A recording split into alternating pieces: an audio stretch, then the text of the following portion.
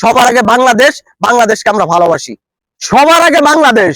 আমি মনে করি বাংলাদেশের জন্য যা হচ্ছে, আমি মনে করি বর্তমানে সেটা মঙ্গলজনক হচ্ছে, মানুষের স্বার্থে হচ্ছে, এই দেশের স্বার্থে হচ্ছে, দেশের মানুষের জন্য হচ্ছে, মানুষের কল্যাণের জন্য হচ্ছে।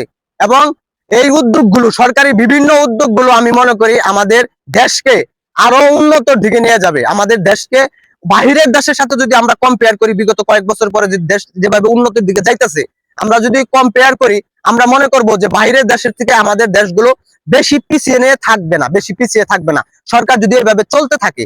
এবং আমরা যে সাধারণ মানুষ আছি, আমরা যদি সরকারের যে নিয়মগুলো দিয়েছে, যে নিয়ম কারণ যে আইনগুলো দিয়েছে, আমরা যদি যথাযথভাবে পালন করতে পারি, আমি মনে করি যে সকল ক্ষেত্রে আমাদের সেই দেশ, এক হলো দেশ, আগেই বলছি সবার আগে দেশ, সেই দেশ আমাদের উন্নত হবে, সেই দেশ আমাদের ডেভেলপ হবে।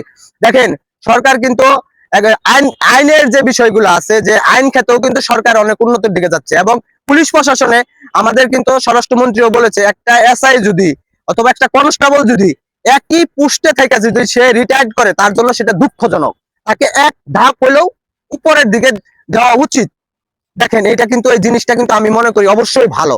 একটা মানুষ এত বছর সরকারি চাকরি করছে, তার যদি কোনো প্রমোশনই না হয়, তার যদি কোনো উন্নতিই না হয়, তাহলে সেটা তার জন্য অবশ্যই সেটা কষ্টদায়ক। সে কষ্ট নিয়ে সে কিন্তু ফিরবে। এখন যদি সে একটা ধাপও যদি সামনের দিকে অগ্রসর হইতে পারে, সেটা আমি মনে করি তার জন্য ভালো। সেই ক্ষেত্রে স্টেপ বাই স্টেপ প্রত্যেকটা ক্ষেত্রেই কিন্তু এই লেভেল সে বজায় রাখছে, সরকার বলছে সেই লেভেল সে বজায় রাখবে, এটা আমাদের জন্য ভালো।